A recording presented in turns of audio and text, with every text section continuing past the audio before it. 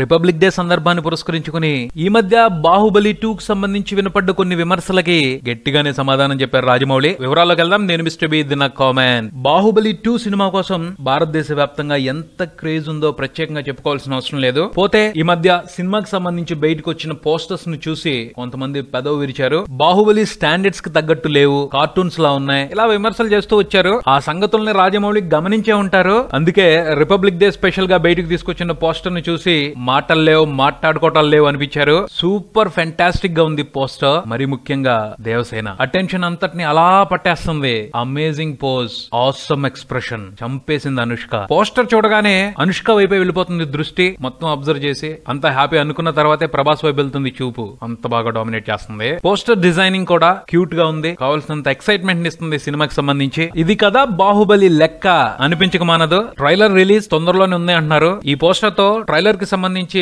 ఆతృతను పెంచేశారని చెప్పుకోవాలి. చూద్దాం ట్రైలర్ లో రాజమౌళి ఎలాంటి విశేషాలను మనకు చూపిస్తారో. మరిన్ని అప్డేట్స్ కోసం కీప్ వాచింగ్ మారుతి టాకీస్.